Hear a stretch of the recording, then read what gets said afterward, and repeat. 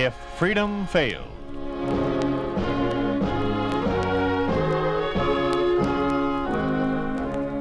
We'd like to take you on a visit to a town that doesn't exist. We'd like to show you how things would be in Hollywood, USA, if communism took over. This is the story of what would happen to the motion picture industry and some of its leading figures under a communist regime. Hans Conried plays the role of Alex Lloyd in The Man Who Died Twice.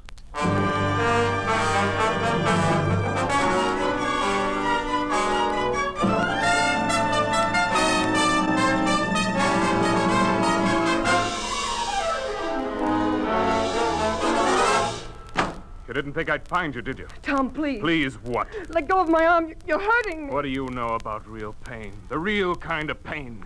This is only momentary. This you'll forget. Oh! This won't burn holes in your insides like you did to me.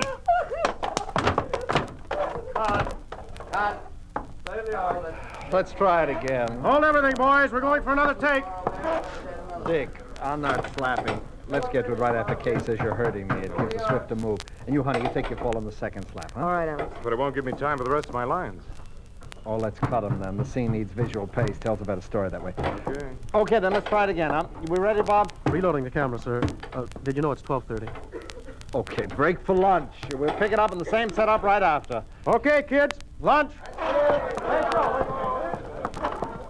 Hello, Alex. Got a story? Oh, hi, Mark.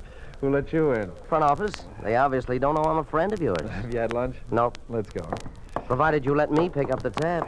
What'll it cost me? A comment for my paper. For you, yes. For your paper, no. Pays my You rent. tell them to go to blazes. Get me another job. Since when's the public interested in what I say? Since the switch in government and general policy. That's no concern of mine. I make pictures. Oh, let's face it, Alex. You can't stay cooped up on an island in a changing world. Who says I can't? Mark, you know me well enough to know that I don't care what color flag the studio's flying. Yesterday it was red, white, and blue. Today it's plain red. Tomorrow it may be yellow for all I care. Well, you can't ignore the party line. My line is entertainment.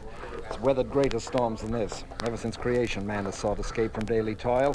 Dynasties have come and gone. Empires have risen and crumbled. But, well, if you'll pardon the cliche, through it all, the show has always managed to go on. May I quote you? If you like, yes. I wouldn't, for your sake. Oh, you can't direct pictures in Siberia. You're wrong, my friend. I can direct pictures anywhere. You're incorrigible. Well, I should hope so. But if it's dirt you want, here comes your man right now. Hey, Leon, you got a minute? For you, Alex, anytime. I'd like you to meet a friend of mine, Mark Selden of the Evening Herald. Pleasure. Mark, this is Leon Forbes, my producer and nemesis. I do. I've always wanted to meet the man who could keep Alex in check. Would you care to see my ulcers? All Mark wants from you is a statement on the studio's change of policy, if there is any. Well, you can tell him yourself after the meeting tomorrow night. What meeting? Haven't you been notified? Maybe my wastebasket has. That's where all general notifications go. Oh, but this concerns every one of us. There will be a special address by a representative from the Public Information Bureau. Flew in from the East especially to brief us on the new policies of the entertainment industry. You simply must attend. Oh, I'm sorry, no can do. I'll be screening the first rough cut of Killer's Toy tomorrow night. Oh, it'll have to wait. Are you telling me as my producer, or are you merely repeating what you've been told? I'm repeating. Oh, fine, fine. Then I'm sure you won't mind repeating to me what was said at the meeting after you've attended. Look, Leon, policies or no policies, we've got a picture to get out. There's a deadline for Academy Award contenders. And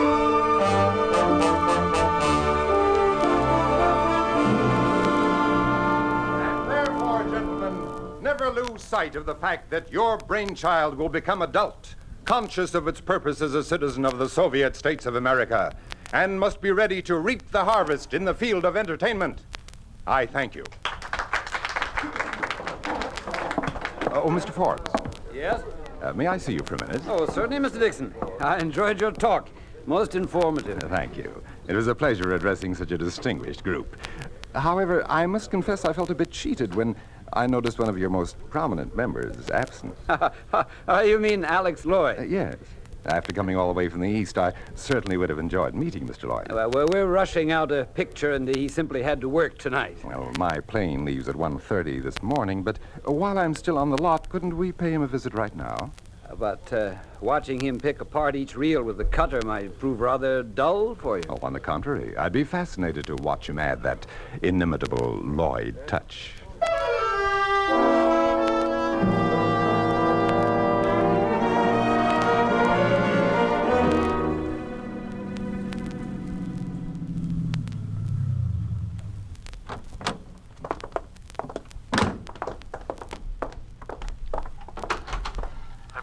your chain? 10. I told you to keep away from me. You know what I'm here for. Good evening, George. Oh, good evening, Mr. Forbes. This is Mr. Dixon of the Public Information Bureau. Pleased to meet you, sir. The pleasure's all mine. Alex still in the projection room? No, we ran only a couple of reels, got through about an hour ago. Oh, well, I guess he's gone to the music department. I doubt it. Said he was going to drive down to the beach for some fresh air. Wasn't he feeling well? Oh, fit as a fiddle. Just needed a change. Oh. Yeah, you know how it is with these temperamental artists. No, I don't. Well, George, while we're here, you might as well haul the film to a projection room so that Mr. Dixon can see the picture. No, thanks. I've seen enough for one night.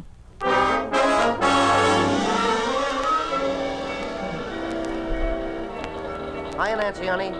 You busy? Not too. Got your pencil sharpened? Sharp as your wits. Then make like a columnist secretary. On your mark, get set, go. All of Hollywood once again feels that tingling sensation run up and down its celluloid spine, dash. The annual Academy jitters, period. Far be it from me not to join my fellow columnists' usual cry of predictions. I dare say that in view of Alex Lloyd's masterpiece, Killer's Toy, this year's presentations may be strongly reminiscent of the good old days when Gone with the Wind grabbed all the honors. No good old days, remember? All right. Let's rephrase it.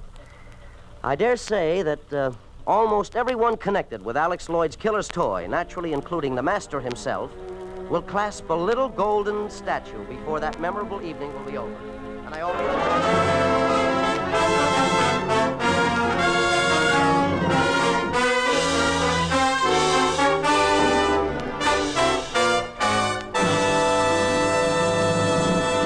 Good evening. The United States Soviet Broadcasting System is proud to present the award presentation by the Academy of Motion Picture Arts and Sciences. The presentation of minor awards has already been in progress for some time, and as the main event of this evening is about to begin, we switch you to the stage of the Shrine Auditorium and tonight's MC, Mr. Fred Astaire. Ladies and gentlemen, there is a reason for my being here. It was quite a while ago when I first got out here. I guess the Academy Board thought that was as good a reason as any to choose an MC. Anyway, I am most grateful for the honor, and I'll try my best. During the year, newspapers carried stories on a number of weird and outlandish happenings inspired by the making of motion pictures. For instance, in January, a woman near Lakeland, Florida, told her husband she was going to the movies. She came out of the show, beat up a cop, and shot a drugstore clerk. In jail, she explained the whole incident by saying, "I always get a big kick out of Walter Pigeon." Enough of looking backward. Tonight is Oscar night. The prizes are being given for most distinguished film achievements. The prize itself is a 10-inch statue worth $41. But it is fought for, prayed for, wept over. Believe me, Caesar's legions did not fight harder for the jewel of Gaul. These awards are arrived at by a carefully guarded system of balloting. 12,000 people took part in the voting this year. The nominations were made by the members of the Academy branches assisted by the Hollywood guilds. The final selections were voted by the nearly 2,000 members of the Academy. All ballots were mailed to the accounting firm of Price Waterhouse, where they'd been properly accounted. Oh, Alex. Alex, I admire your control. I'm all on edge. Nothing to get excited about. Either I get it or I don't. But what if you don't? It'll save me the thank you speech. Mr. Astaire. Now for the Director's Award. Miss Fay Mallon will make the presentation. Miss Mallon. No such luck. Everyone I talked to said they voted for you. Oh, that's too bad. And with our Fay doing the honors.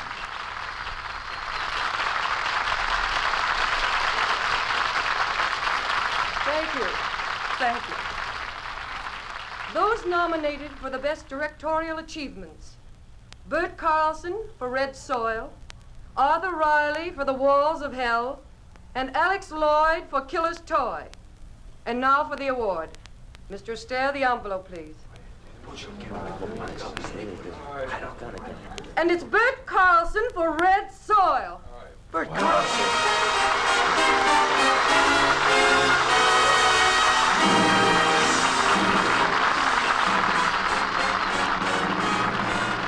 What could have happened? Bert's a good boy. I don't get it. Your picture copped the award in every other department. Maybe I don't live right.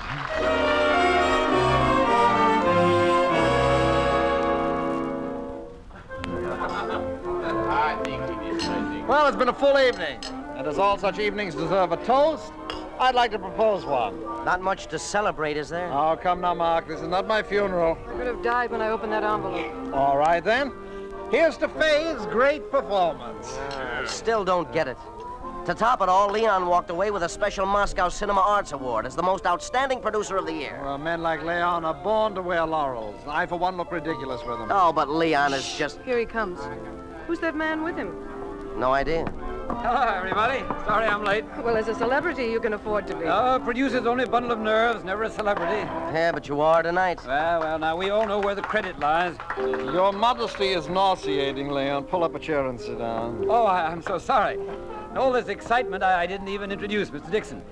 You haven't met anybody yet, have you? No, I haven't had the pleasure. Well, this is Mr. Dixon of the Public Information Bureau, and from left to right, Miss Fay Mallon, Dick Stanton, Mark Selden, and, of course, our one and only Alex Lloyd. How do you do? I haven't shaken this many hands since Stalin paid us a visit. If you gentlemen will excuse us, Fay and I will join the sardines on the dance floor. Well, my excuse isn't quite that feeble. I've got a phone call to make. Your newspaper men never stop working, do you? Not if we can help it. Pardon me? Well. This is indeed a long-awaited opportunity.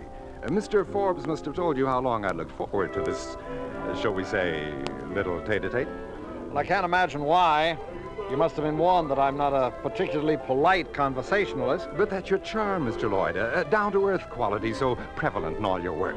Oh, incidentally, my heartfelt regrets about the Academy not bestowing you with the honor you so well deserve. You can't be a winner every time. But you should be. And a talent like yours should give you even greater satisfaction than the mere winning of a golden statue. It should benefit those who wish to follow in your footsteps. And there's no greater satisfaction than to have others seek you as their guide. Are you suggesting that I teach? And why not? God forbid. Few men have been honored by the Moscow Art Institute with a request for their services. Have I? That is precisely the good news I'm here to bear. I was confident it would offset tonight's disappointment. It's most considerate of you, but I'm afraid it doesn't. You see, despite all its superficial shenanigans, I love this town. I have no intentions of swapping it for Moscow. Oh, that is a shame. The government had so hoped you'd accept the honor and act as somewhat of an ambassador of goodwill. When it comes to spreading joy, I can do a better job with a camera. Don't be too sure. Now, if you're adverse to leaving this town, why don't you at least give the local movie industry a shot in the arm? Teach right here, in the environment you love. But I won't have time. Ask Leon. He's got a heavy schedule lined up for me. Have you really? Well, there's the picture we're shooting right now. And then I've got another one on the agenda directly after that. Oh, yeah, thicker than water. Well, I'm crazy about the script. Nothing could tear me away from that one. As you wish, Mr. Lloyd. Can't say I didn't try. No, you certainly can. Pardon me, Mr. Lloyd. There's a call for you. Oh, where, please? In the cloakroom, sir. Oh, excuse me, everybody. Probably some more condolences. You had a call for Lloyd here. Sure have. What are you doing here? Sorry to use such a trite device to get you away from the table. Why? What's the matter? I've been doing some checking. I have an inside track on Price Waterhouse. Well, they've been counting ballots for the Academy for years. What's the matter? Don't you trust them anymore? Well, that's just it. I do. They turned in an honest count, all right, but someone pulled a switcheroo on them after they delivered the results. A wishful thinking. For crying out loud, do you think I'd be sticking my neck out with an explosive setup like this without some proof? Well, whatever it is, you better keep it to yourself. I intend to. I just thought I'd better let you know where you stand. Was my name the only switch? Yeah. You had the Oscar in the bag. Well, all I can say is somebody wasted a lot of good energy rigging up this thing. Because if I had gotten that gold-plated, shrunken Apollo, I probably wouldn't have even used it for a doorstop.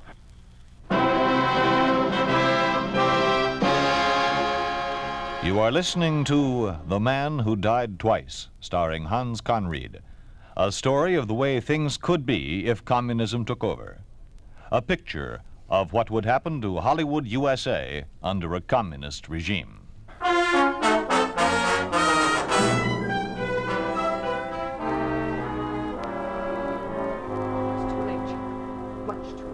Nothing's ever too late for me. If the clock won't wait, I stop it. And baby, you know what happens when I stop something. This time you won't.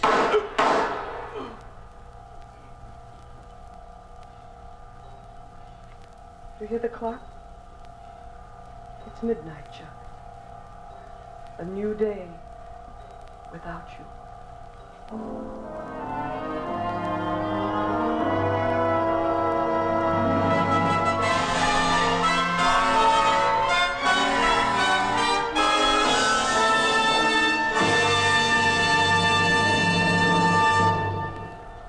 Well, what do you think? Well, there's a couple of rough spots, nothing some minor retakes can't fix. Oh, I think it's great just the way it is. Well, what's the rush? An extra polish never hurt any picture. They won't show at the box office. Besides, it's high time for your vacation. Vacation. Well, now you know you need a rest. You can't keep driving yourself like this much longer. Well, work never hurt me. You know I can't wait to tackle thicker than water. I meant to tell you. It's been shelved. Shelved? Why? Well, the front office felt it to be too grim a subject matter at this time. What better time is there than now, with all this gibberish about communistic ideology still flying thick and fast? Well, this story does a greater selling job than any flag-waving brass band. What is timelier than the story of a capitalistic father and a communistic son? The clash within the same flesh and blood. I know it, but it's just one of those things. Come in. Mr. Lloyd? Yeah? Telegram, sir. Oh, thank you.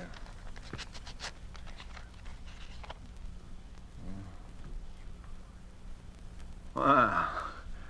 What timing. You have anything to do with this? With what? Take a look. Why, it's from Dixon. It gives me great pleasure to inform you that you have been granted a professorship of cinematography and will begin to lecture at the Southern California University in Los Angeles on the 1st of next month. Respectfully yours, J.P. Dixon. Quite a coincidence, don't you think?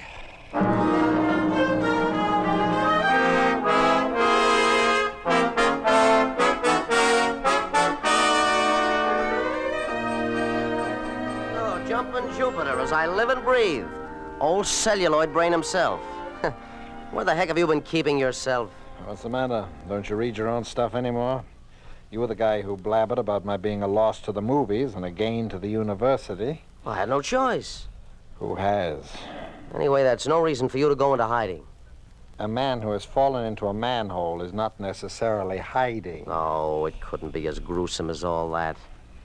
I hear rumors that you may make another picture. And I may be permitted to, is more precise. To rope down that manhole. Grab it, Alex. So what do you think I've been doing? When it comes to craving a camera, my pride takes a back seat. It took some finagling, though. Yeah? I'm not much a man for pleading, but I finally gave Dixon a heavy dose of it, claiming that I couldn't keep on teaching without some practical experience keeping me agile. What's it gonna be? Thicker than water. Your pet project. Some Christmas gift, huh? The return of what's been taken from you is hardly a gift. Think they'll put a ball and chain on it? Maybe. Maybe, but I'll be carrying a file.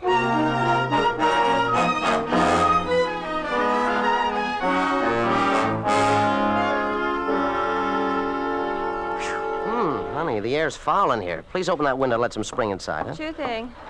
Thanks, honey. Well, that smells good. Does spring make you think of anything special? Yeah. Yeah, honey, it sure does. We better get this write-up out before summer comes. You stinker. When have you run out of names? When you marry me. I'll buy you a dictionary.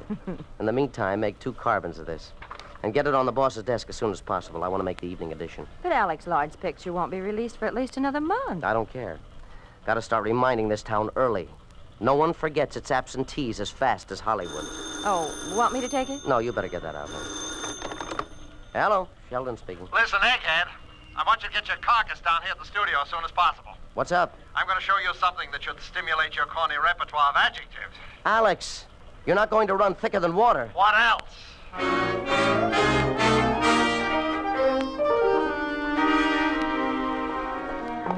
It'll be running projection room 6. It's just over here. Tell me, Alex, just between you and me, how'd you feel about it? Like old times.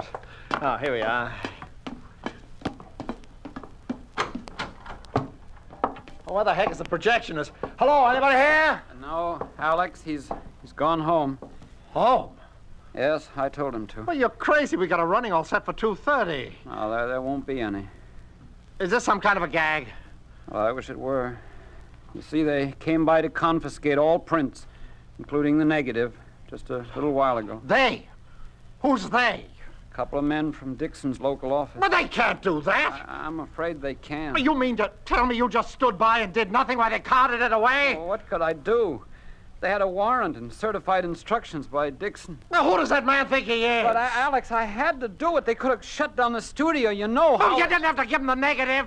To make some sacrificial offering, why didn't you give him some of this trash? The lizard man, a love for breakfast. Please, the Alex, disc jockey Bill, blues. you're smashing the They could have donated these to Please, Stalin as your personal contribution to communism. You always like medals. Come on, Mark. Let's get out of here.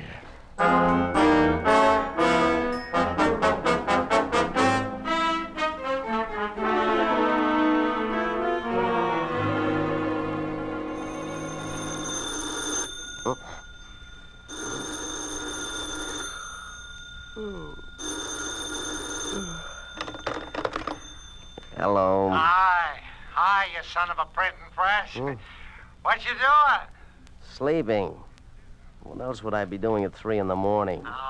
Sleeping the nocturnal waste of mankind, sleeping away the hours of darkness while life's mysteries step out of the shadows. Huh?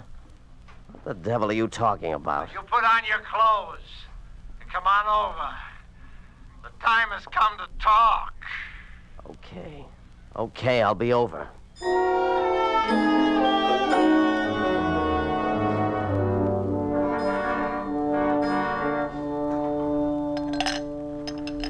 How's about one for you? No, thanks.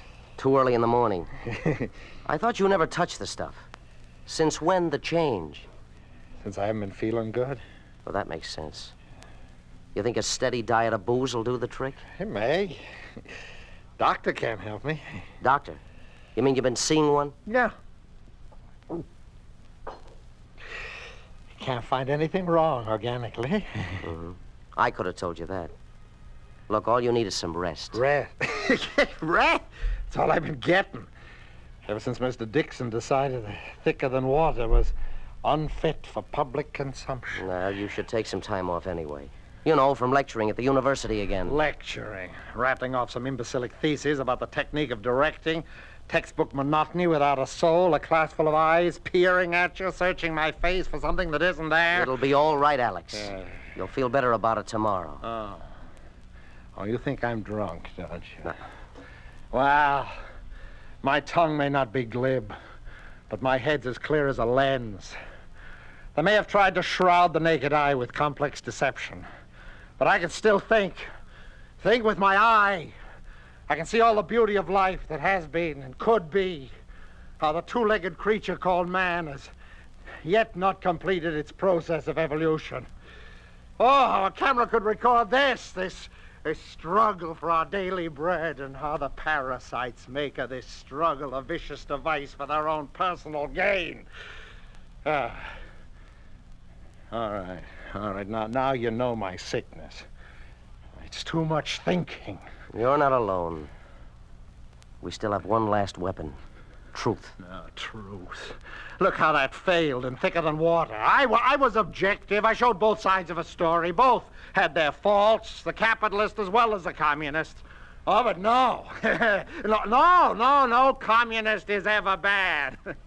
You hear that? No communist is ever bad. That's a good one, huh? It's a good one. Hey. Take it easy. You're going to have an accident and choke to death. No death is accidental. No one dies if he still has something important to accomplish in his life. Physical death comes to an artist only when his spiritual life, his creative power, has run out.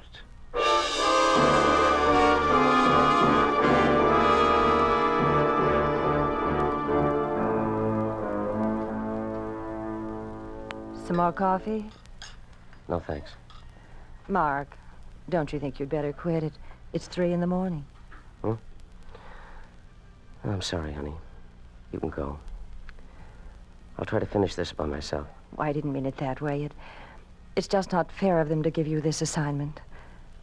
Any obituary is bad enough, but... But Alex's obituary. it's more than I bargained for. Well, you must stop brooding. Make it brief. That's the way he would have liked it. It's not the length, honey. It's the punch. The punch his entire being had. The punch that's suddenly gone, leaving a vast emptiness. Yeah. Something that only his own words could describe. Yeah, that's it. That's it, his own words. Let's try it. You ready? Ready. Did Alex Lloyd foresee his own death a month ago when he told me that physical death comes to an artist when his spiritual life, his creative power has run out? They said his heart was made of celluloid. But even unbeknownst to him, he was a romantic. And foremost, he was an artist, and as such, he paid a supreme price for his failings. He died twice. You think it'll get in print? In this red sheet? Not a chance. Tear it up.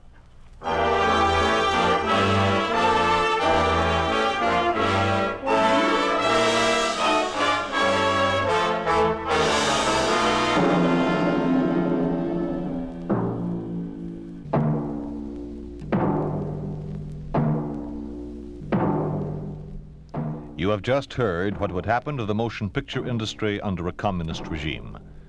You have just heard how one of its creative members would perish under its yoke. You think this could not happen? It did happen in the communist-dominated country of Russia. It did happen to Sergei Eisenstein, Russia's renowned motion picture director, who was the first exponent of drama through photography. Eisenstein made a picture called Béchamp Luc, which Stalin himself suppressed. His Ivan the Terrible was banned as decadent and bourgeois. It was Eisenstein who said that no one dies if he still has something to accomplish. Physical death comes to an artist when his spiritual life, his creative power has run out. He died soon after.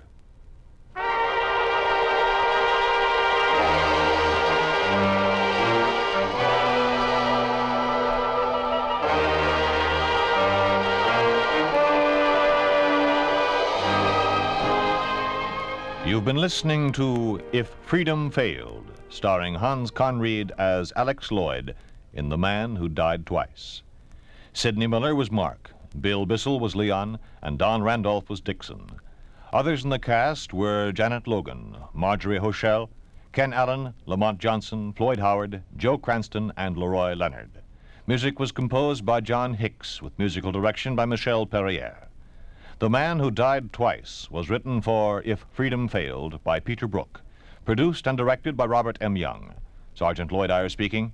This program has come to you through the worldwide facilities of the United States Armed Forces Radio and Television Service.